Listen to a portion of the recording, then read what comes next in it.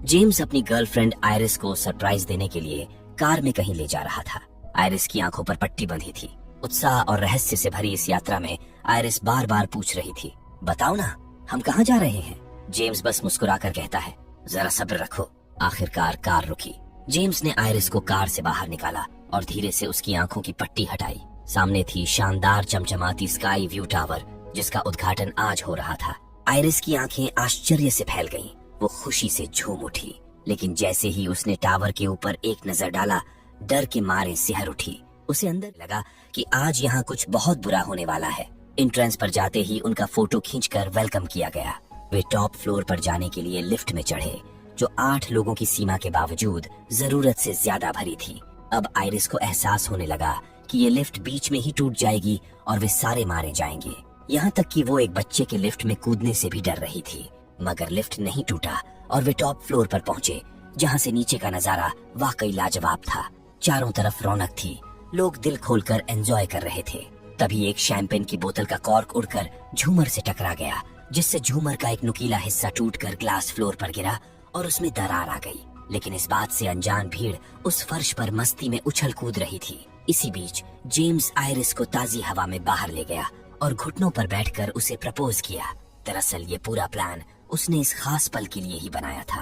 तब आयरिस अपनी प्रेगनेंसी का बताकर इस पल में 4 चांद लगा देती है। यहीं पर एक लड़का सिक्कों को एक एक करके नीचे फेंक रहा था। गार्ड उसे ऐसा करने से मना किया, लेकिन वो लड़का नहीं माना। आखिरकार उसका फेंका हुआ एक सिक्का हवा के दबाव में आकर वेंटिलेशन फैन में जाकर अटक गया, जिस कारण फैन का ब्लेड रुक गया। इधर जेम्स और आयरिस सगाई करने के बाद दिल खोलकर डांस करने लगे थे। तभी अचानक आयरिस को एक भयानक विजन दिखने लगा। वो देखती है कि टावर की एक बीम से नट बोल्ट निकल रहे हैं। अगले ही पल ग्लास फ्लोर टूट जाता है और दर्जनों लोग नीचे गिरकर अपनी जान गंवा बैठते हैं। जेम्स किसी तरह एक कांच के टुकड़े को पकड़कर लटक जाता है। इससे पहले कि आयरिस कुछ कर पाती, जेम्स भी नीचे गिरकर मारा जाता है। ये सब देख टावर में अफरा तफरी मच जाती है। लोग अपनी जान बचाने के लिए बेतहाशा इधर उधर भागने लगते हैं। तभी एक औरत सेफ से जा टकराई, जिससे उसको आग पकड़ लिया। उधर वेंटिलेशन फैन पूरा एरिया गर्म हो चुका था। आग के संपर्क में आते ही एक जोरदार धमाका हुआ, जिसके चपेट में काफी सारे लोग आए। आयरिस किसी तरह बचकर लिफ्ट में जाने के लिए भागी, लेकिन लोग उसे धक्का मार मार कर लिफ्ट में घुसने नहीं दिए। एक पल में लिफ्ट भीड़ से खचाखच भर गया। लोड इतना ज्यादा पड़ा कि लिफ्ट का एक भारी भरकम पार्ट टूटकर एक आदमी पर गिर पड़ा, जिससे उसका कचूमर बन गया। बेतहाशा भीड़ सीढ़ियों पर उमड़ पड़ी तो अत्यधिक लोड के चलते वो भी टूट गया। आयरिस सबसे पीछे थी, इसलिए वो बाल बाल बच गई। लेकिन अगले ही पल टावर का एक हिस्सा टूटकर एक तरफ झुकने लगा। काफी सारे लोग फिसलकर विंडो के पास इकट्ठा हो गए। वहीं आयरिस किसी तरह रेंग कर ऊपर चढ़ गई और अपने पीछे वाली औरत को बचाने के लिए हाथ बढ़ाया, लेकिन तब तक वो औरत भी नीचे फिसल गई। इसी बीच उनकी नजर पियानो पर पड़ी, जो आधा हवा में लटक रहा था और किसी तरह बैलेंस बनाए हुए था। विंडो पर मौजूद सभी लोगों की जान हलक में अटकी हुई थी, क्योंकि अगर वह गिरा तो उनका अंत तय था। तभी वह सिक्का पियानो पर जा गिरा, जिससे पियानो तेजी से उनकी ओर फिसला और विंडो तोड़ते हुए बाहर निकल गया। उधर वह सिक्का फेंकने वाला लड़का टावर से बचकर निकल चुका था, लेकिन अगले ही पल पियानो उसके ऊपर आ गिरा, जिससे उसका शरीर चकनाचूर हो गया। फिर टावर का एक हिस्सा भरभरा कर गिर पड़ा। आयरिस किसी तरह बची हुई थी और उसका दिल 440 के स्पीड से धड़क रहा था। तभी उसने वहाँ एक बच्चे को देखा, जिसकी माँ ने मरने से पहले उसको कपट के अंदर बंद कर दिया था। हालांकि आयरिस उस बच्चे के लिए ज्यादा कुछ कर नहीं सकी और मौका रहते उसे लेकर कूद पड़ी, लेकिन तभी पता चला कि उसकी एक उंगली 2 सरिया के बीच फंस चुका था। आयरिस के सगाई का रिंग उसे कुछ देर तक बचाए रखा, मगर अंततः वे दोनों भी गिरकर खत्म हो गए। ये सब कुछ क्लास में लेक्चर सुनते हुए सपना देख रही थी। अचानक वह डर कर चौंक पड़ी तो पूरी क्लास उसका मजाक उड़ाने लगी। इन दिनों उसे किसी आयरिस नाम की औरत के लगातार सपने आते थे, पर हैरानी की बात ये थी कि उसकी नानी का नाम भी आयरिस ही था। लेकिन उसने ना तो अपनी नानी को कभी असल में देखा था और ना ही उनकी कोई तस्वीर देखी थी। तब उसकी रूममेट ने मजाक में कहा, घर जाओ और इसका कोई हल निकालो, वरना किसी रात मैं ही तुम्हें मार डालूंगी। अगली सुबह स्टेफनी घर निकल पड़ी। तभी उसे फिर से उस घटना का एक झलक दिखा। घर पहुंचकर उसने इस सपने के बारे में अपने डैड से कुछ भी नहीं कहा, बस चुपचाप अपनी मॉम की पुरानी एल्बम खोजने लगी, जिसमें शायद उसकी नानी आयरिस की कोई तस्वीर हो। लेकिन उस एल्बम के बारे में उसके डैड को कोई जानकारी नहीं थी। इसी बीच उसे उसका छोटा भाई चार्ली मिला, जो मामा के घर जा रहा था। इसी बहाने स्टेफनी भी चार्ली के साथ मामा के घर निकल पड़ी। रास्ते में उसने चार्ली को सब कुछ बता दिया। कि उसे करीब 2 महीनों से हर रात एक ही डरावना सपना आ रहा है, जिसमें उसकी नानी आयरिस दिखाई देती है। इसी वजह से वो ठीक से सो नहीं पा रही, जिसके चलते इस बार उसके नंबर भी कम आए हैं। अगर ऐसा ही चलता रहा तो उसकी स्कॉलरशिप भी खतरे में पड़ सकती है। लेकिन चार्ली ये सब जानकर भी क्या ही कर सकता था। उनके मामा के 3 बच्चे थे, एरिक, बॉबी और जूलिया। उनसे मिलने के बाद वो अपनी मामी और मामा से मिली। मामा उसे यहाँ देख काफी खुश हुए। तब स्टेफानी उनसे यहाँ आने की वजह बताई।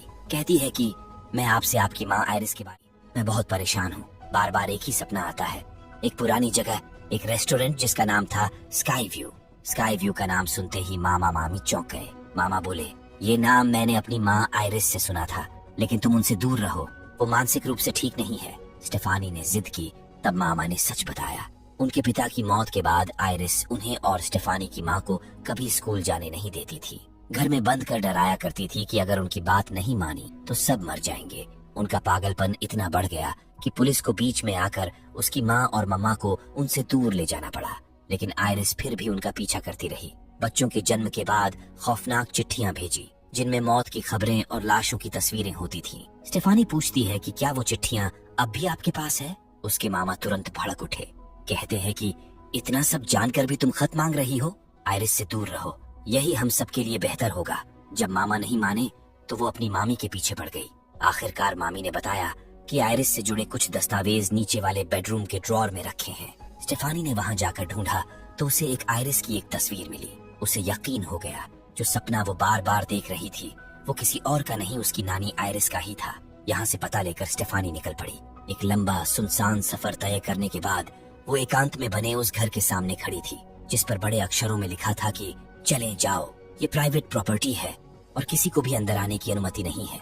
इसके बावजूद स्टेफानी कैमरे में अपनी पहचान बताती है और कहती है कि मैं आपकी बेटी की बेटी हूँ, मुझे आपसे मिलकर कुछ सवाल पूछने हैं।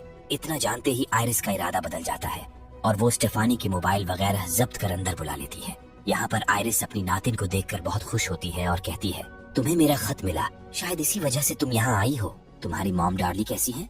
स्टेफनी बताती है कि जब वो 10 साल की थी तभी मॉम उन्हें छोड़कर किसी और के साथ चली गई। मतलब सालों से वो एक दूसरे के साथ नहीं थे। इसके बाद स्टेफनी अपनी नानी को अपने सपने वाली बात बताती है, जिस पर नानी कहती है कि जो सपना तुम्हें कर रहा है वो कोई सपना नहीं बल्कि मेरा पूर्वाभास था।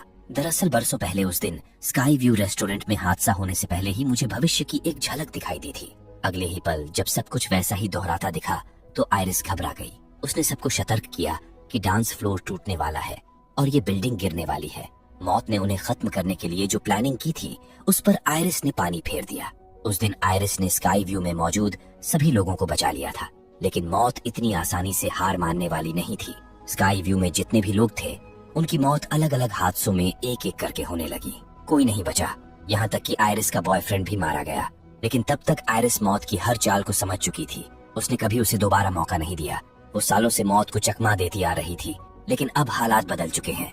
इस बार मौत जीतने वाली है, क्योंकि 2 महीने पहले आयरिस को कैंसर डिटेक्ट हुआ था और तभी से स्टेफनी को वो डरावनी झलकियां दिखनी शुरू हो गईं। ये महज इत्तेफाक नहीं था। अगर कायदे से देखा जाए तो आयरिस का वंश उसी हादसे में खत्म हो जाना चाहिए था। मतलब साफ है, आयरिस के ब्लड लाइन से जुड़े जितने भी लोग हैं, मौत अब उन्हें भी नहीं छोड़ेगी। सालों से आयरिस यही बात अपने बेटे बेटियों को समझाना चाहती थी, पर उन्होंने उसे गलत समझा, उसके डर को पागलपन कहा और उससे दूरी बना ली। आगे उसकी नानी कहती है, मुझे तुम्हें इस किताब से सब कुछ समझाना होगा ताकि मेरे बाद तुम हमारे परिवार की रक्षा की जिम्मेदारी उठा सको। लेकिन इस किताब को समझने में थोड़ा वक्त लगेगा, इसलिए तुम्हें यहीं रहना होगा। बाहर की दुनिया खतरों से भरी है। मैं 20 सालों से बाहर नहीं गई। यहाँ हम दोनों सुरक्षित हैं। ये मेरी जिंदगी भर की मेहनत है। इस किताब में सब कुछ है, हर एक चेतावनी, हर एक संकेत। स्टेफनी को ये सब पागलपन लगता है। वो झल्ला जाती है, कहती है कि मैं यहाँ नहीं रह सकती, मुझे कॉलेज जाना है। वो यहाँ तक कह देती है, मैंने यहाँ आकर गलती कर दी, ये सब बस एक सपना ही तो है। वो किताब भी छोड़ जाती है। तब आयरिस धीरे से कहती है, तो तुम्हें यकीन नहीं है? अपने वंश को बचाने के लिए आखिरकार आयरिस ने उसे सच्चाई दिखाने का फैसला किया। वो ठीक उसी जगह खड़ी हो गई जहाँ पर उसने किताब में मौत का अगला वार लिखा था। आयरिस जानती थी मौत आने वाली है और अगले ही पल मौत ने उसे खत्म कर दिया। स्टेफनी की आंखों के सामने सब कुछ हुआ। उसकी हालत खराब हो गई। वो जोर से चीख पड़ी। अंततः स्टेफनी को समझ आ गया कि उसे मामा हावर्ड की बात मानकर आयरिस के पास नहीं जाना चाहिए था। आज हावर्ड की माँ आयरिस का अंतिम संस्कार था। हावर्ड ने अपनी बहन डार्ली को भी बुलावा भेजा था। किसी को उनके आने की उम्मीद नहीं थी, लेकिन वो आ गई। उन्हें यहाँ देखकर स्टेफनी का खून खौल उठा। साल की थी तब उसकी माँ उसे छोड़कर किसी और के साथ चली गई थी, इसलिए वो उनकी शक्ल तक नहीं देखना चाहती थी और इसी वजह से अपने घर लौट गई। आयरिस के अंतिम संस्कार के बाद हावर्ड ने घर पर ही छोटी सी पार्टी रखी। वे इसकी तैयारी कर रहे थे, तभी बॉबी से ग्लास गिरकर टूट गया। उसका एक नुकीला टुकड़ा बर्म में जा मिला और ड्रिंक बनाते वक्त वो कांच का टुकड़ा एक के ग्लास में चला गया। इधर स्टेफानी ने आयरिस की डायरी पढ़ना शुरू किया तो उसे सारी बातें समझ आने लगी। तभी अचानक एक फोटो नीचे गिर गई और उसका शीशा चकनाचूर हो गया। उसी टूटे हुए शीशे का एक टुकड़ा सरकता हुआ स्टेफानी के पास आ पहुंचा। आयरिस ने कहा था, मौत अगर कोई इशारा दे तो उसे नजरअंदाज मत करना। स्टेफानी समझ गई और अगले ही पल कार लेकर मामा के घर के लिए निकल पड़ी। इधर बॉबी और चार्ली बच्चों की तरह ट्रैम्पोलिन पर बेखबर कूद रहे थे। तभी ट्रैम्पोलिन का मैट धीरे धीरे फटने लगा और तो और उनके ठीक नीचे एक नुकीला रेक पड़ा था। उधर से वो हावर्ड को भी अपने साथ कूदने के लिए बुला लेते हैं। हावर्ड जूलिया के साथ जंगा टेबल टॉप गेम खेल रहे थे, लेकिन बुलावे पर उन्होंने ग्लास टेबल पर रखा और उधर चल पड़े। ट्रैम्पोलिन पर चढ़े ही थे कि तभी डार्ली की नजर नीचे पड़े उस नुकीले रेक पर पड़ गई। सबको लगा कि उसने एक अनहोनी को टाल दिया, पर यह भी मौत की एक चाल थी। इसी बीच स्टेफानी भी वहां पहुंच चुकी थी। अगले ही पल ट्रैम्पोलिन का मैट फटा और जूलिया का ध्यान भटक गया। उसके हाथों से लगकर जेंगा का टावर सीधे उस ग्लास पर जा गिरा, जिससे वो नुकीला कांच का टुकड़ा जमीन पर आ गिरा। हावर्ड ने उस ओर ध्यान नहीं दिया और उनका पैर उसी कांच के टुकड़े पर पड़ गया। दर्द के मारे वो बुरी तरह बिलबिला उठे। तभी वो नुकीला रेक लुढ़कते हुए पास में पड़ी घास काटने वाली मशीन के स्विच पर जा गिरा और मशीन चालू हो गई। हावर्ड लड़खड़ाते हुए उसी मशीन के नीचे आ गए। अगले ही पल उनकी दर्दनाक मौत हो गई। मतलब आयरिस का कहा गया हर एक लफ्ज बिल्कुल सच था। अब स्टेफानी मौत को चकमा देने का रास्ता जानने के लिए आयरिस की डायरी पढ़ने लगती है। उसी डायरी में उसे जेबी नाम के एक शख्स का जिक्र मिलता है, जो किसी तरह मौत को मात देकर अभी भी जिंदा हुआ है। इसके बाद स्टेफानी आयरिस और जेम्स की फैमिली ट्री बनाती है। उन्हें 2 जुड़वा बच्चे हुए थे, हावर्ड और डार्ली। फिर हावर्ड के 3 बच्चे हुए, एरिक, बॉबी और जूलिया। वहीं डार्ली के 2 बच्चे थे, चार्ली और स्टेफानी खुद। और अब स्टेफानी को समझ आ चुका था कि इस पूरे खून के रिश्ते पर मौत की साया मंडरा रही। ये सारी बातें स्टेफानी ने पूरे परिवार को एक जगह इकट्ठा करके सबूतों के साथ बताई। आयरिस की डायरी में उन सभी लोगों की मौत का जिक्र था जो उस दिन स्काई व्यू में मौजूद थे। वो लोग जो मरने वाले थे, लेकिन आयरिस के पूर्वाभास ने उन्हें वक्त रहते बचा लिया था। मगर किस्मत को बदलना आसान नहीं होता। आखिरकार मौत ने किसी को नहीं बख्शा, सिवाय 2 लोगों के, एक छोटा बच्चा और आयरिस, जो सालों से मौत को चकमा दे रहे थे। बाकी सभी एक एक करके अलग अलग हादसों का शिकार हो गए और ठीक उसी क्रम में मरे जैसे आयरिस ने अपने पूर्वाभास में देखा था। ये सब उसने यकीन दिलाने के लिए आयरिस उसकी आंखों के सामने मरी। स्टेफानी ने सब समझाया, लेकिन किसी को कुछ समझ नहीं आया। जूलिया बोली, हम तो उस वक्त पैदा भी नहीं हुए थे, स्काई व्यू में थे ही नहीं, तो मौत हमारे पीछे क्यों आएगी? इसका जवाब सीधा था, मौत को सब तक पहुंचने में सालों लग गए और इस दौरान उन लोगों के बच्चे हो गए। वो बच्चे जिन्हें कभी पैदा ही नहीं होना था। अब मौत उन्हें भी उसी क्रम में ढूंढ रही है, इसलिए उन्हें सतर्क रहना होगा। मौत के मारने का एक पैटर्न था। वो उम्र के हिसाब से हर फैमिली को निशाना बना रही थी। मतलब जिस फैमिली में जो सबसे बड़ा है, मौत वहीं से शुरुआत करती है। हावर्ड की फैमिली में सबसे बड़े थे मामा खुद, इसलिए मौत ने सबसे पहले उनकी फैमिली को चुना। अब अगला नंबर है उनके बेटे एरिक का, फिर जूलिया और सबसे आखिर में दूसरी तरफ स्टेफानी की फैमिली है। सबसे पहले उसकी माँ डार्ली मरेगी, फिर स्टेफानी और फिर सबसे छोटा चार्ली।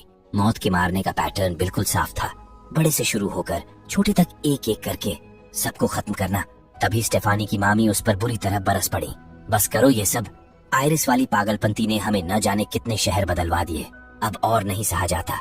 स्टेफानी समझाती रही, लेकिन उन पर इसका कोई असर नहीं पड़ा। उनका बड़ा बेटा एरिक, जो मौत का अगला शिकार था, एक बॉडी पियर्सर और टैटू आर्टिस्ट था। रात को उसका बॉस कुछ घंटों के लिए स्टूडियो की जिम्मेदारी उसे सौंप कर कहीं चला गया।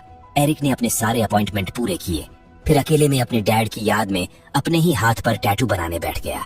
तभी अचानक कुछ सामान शेल्फ से अपने आप गिरा। एक शीशे का जार जोर से जमीन पर गिरकर चकनाचूर हो गया। एरिक चौंक कर खड़ा हुआ।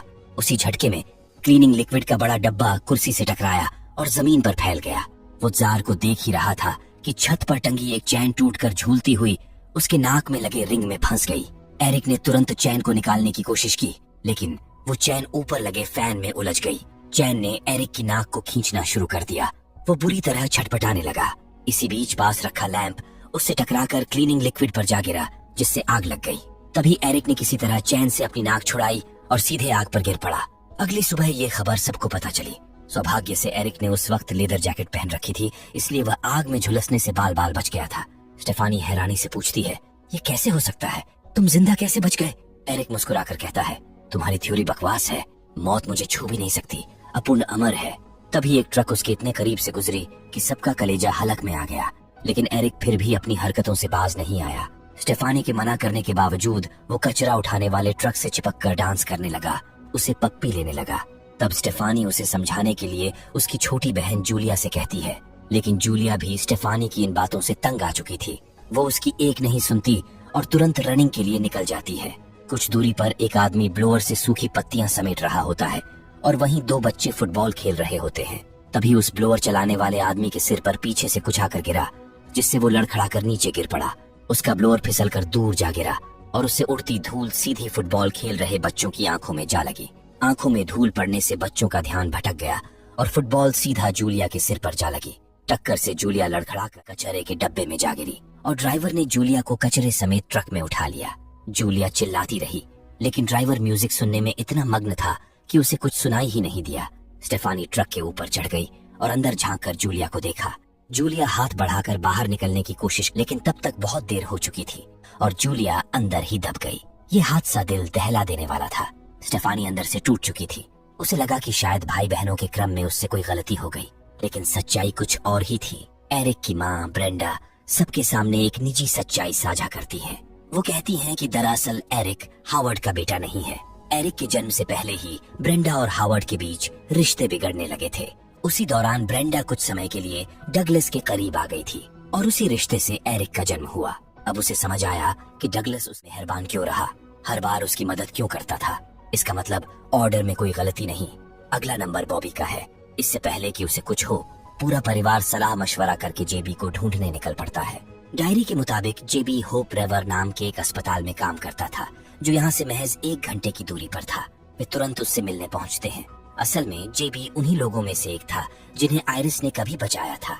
कई सालों बाद आयरिस ने उसे फिर से ढूंढ निकाला और उसे मौत को मात देने का तरीका सिखाया। फिर वे मिलकर एक ऐसा केबिन तैयार किए जिसमें घटना घटने लायक कुछ भी सामान यूज नहीं किया गया। बरसों तक वे आयरिस को उस केबिन के अंदर राशन पानी दवा दारू का सप्लाई करते रहे। इसीलिए आयरिस सालों तक उस केबिन में सुरक्षित रही। बॉबी उससे कहता है, मैं किसी केबिन के अंदर अपनी पूरी जिंदगी नहीं गुजर सकता, इसके अलावा कोई तो और तरीका होगा। जेबी कहता है कि इसके अलावा और 2 रास्ते हैं। या तो बॉबी को किसी की जान लेनी होगी ताकि उस मरने वाले इंसान की बची हुई जिंदगी उसे मिल जाए, या फिर उसे अपनी मौत का नाटक करना होगा। दरअसल कई साल पहले एक औरत ने यह तरकीब अपनाई थी। उसके डॉक्टर ने उसे कुछ सेकंड के लिए मरा हुआ घोषित कर दिया और फिर वापस जिंदा कर दिया था। इस तरह मौत का चक्र टूट गया, लेकिन ये तरीका बहुत रिस्की था। इसी वजह से आयरिस ने इसे कभी नहीं अपनाया। हर कोई इतना खुशनसीब नहीं होता कि मरने के बाद फिर से जिंदा हो जाए। फिर जेबी कहता है, मैं भी आयरिस की तरह बीमार हूँ, मौत से कोई नहीं बच सकता। तुम सब मरने वाले हो और तुम्हारे बाद मेरी बारी भी आएगी। चूंकि आयरिस के पूर्वाभास में जेबी सबसे आखिर में मरा था, इसलिए असल जिंदगी में भी उसकी बारी सबसे अंत में ही आएगी। सब कुछ समझने के बाद एरिक किसी तरह बॉबी को मरकर वापस जिंदा होने के लिए मना लेता है। वे परिवार वालों की आंखों में धूल झोंकते हैं और तुरंत एक पीनट बटर वाला बिस्किट मशीन से तोड़कर निकाल लेते हैं। दरअसल बॉबी को पीनट से एलर्जी थी। ऐसा कुछ भी खाते ही उसका गला सिकुड़ने लगता था और सांस रुकने लगती थी। एरिक की प्लानिंग थी कि वो बॉबी को ये बिस्किट खिलाकर कुछ देर के लिए मारेगा और फिर सही समय पर दवा देकर उसे वापस जिंदा कर देगा। लेकिन तभी एक बड़ी गलती हो जाती है। अगर पास में रखी MRI मशीन अचानक चालू हो जाती है। बिस्कुट खाते ही बॉबी का दम घुटने लगता है, उसे सांस लेने में तकलीफ होने लगती है। MRI का मैग्नेट बेहद ताकतवर होता है और उसके चलते हालात पूरी तरह बेकाबू हो जाते हैं। एरिक के शरीर पर मौजूद सभी मेटल की चीजें, उसकी नाक कान वगैरह में पहनी रिंग्स जोर से खींचती हैं और खून के छींटों के साथ बाहर निकल जाती हैं। अगले ही पल MRI का मैग्नेट व्हील चेयर समेत एरिक को खींचकर मशीन के अंदर ले जाता है। उसके हाथ में बॉबी की एलर्जी की दवा थी, लेकिन अब बहुत देर हो चुकी थी। मशीन में फंसकर एरिक की दर्दनाक मौत हो जाती है और अगले ही पल बॉबी भी मारा जाता है। एरिक आयरिस की ब्लड लाइन का हिस्सा नहीं था। शायद उसे मौत के रास्ते में टांग अड़ाने की सजा मिली थी। अब बारी स्टेफानी के परिवार की थी। स्टेफानी की माँ अपने बच्चों की सलामती के लिए केबिन में ही रहने का फैसला करती है। फिर वे सब बस में सवार होकर निकल पड़ते हैं।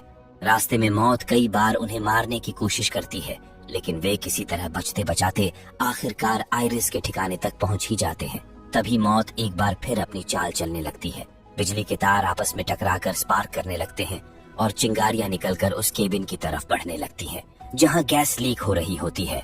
उधर स्टेफानी बस से बाहर नहीं निकल पा रही होती क्योंकि उसका सेफ्टी बेल्ट फंसा होता है। वो अपनी माँ से कहती है, मेरी फिक्र मत करो, आप केबिन में जाओ, अगर आप बच गई तो मुझे कुछ नहीं होगा। डॉली उसकी बात मानती है। वो दौड़कर केबिन तक पहुंचती है, लेकिन तभी गैस सिलेंडर में जोरदार ब्लास्ट हो जाता है। धमाका इतना भयानक होता है कि डॉली की मौके पर ही मौत हो जाती है और बस पानी में पलट जाती है। चार्ली किसी तरह स्टेफानी को उसकी सीट से छुड़ाने की कोशिश करता है और आखिरकार उसे निकाल लेता है, लेकिन तब तक बहुत देर हो चुकी होती है। स्टेफानी की सांसें थम चुकी थीं। चार्ली फिर भी हार नहीं मानता और आखिरकार उसकी बहन मौत को छूकर एक झटके में वापस लौट आती है। मतलब उन्होंने मौत को चकमा दे दिया और अब वो सुरक्षित हैं। कुछ दिन बाद दोनों भाई बहन एक पार्टी में जाते हैं जहां स्टेफनी को एक अनहोनी का संकेत मिलता है। वहीं दूसरी ओर कुछ दूरी पर एक औरत कुकीज खरीदने जाती है। उसके पर्स से एक सिक्का गिरता है जो जाकर ट्रेन ट्रैक बदलने वाले हिस्से में फंस जाता है। उधर पार्टी में स्टेफनी के डैड उनकी मुलाकात अपने दोस्त से करवाते हैं जो कि एक डॉक्टर हैं। वो स्टेफनी के ही कहते हैं, तुम मरी नहीं होगी, टेक्निकली तुम्हारी जान नहीं गई थी, इसने तुम्हारी रुकी हुई सांसें शुरू कर दी होंगी, लेकिन इस दौरान तुम्हारा दिल नहीं रुका होगा, तभी तुम बच पाई। इसी दौरान एक भयानक ट्रेन हादसा हो जाता है। अब मौत फिर से उनके पीछे है। वो पूरी ताकत से भागते हैं, लेकिन मौत से कोई नहीं बच सकता। आखिरकार स्टेफनी और चार्ली का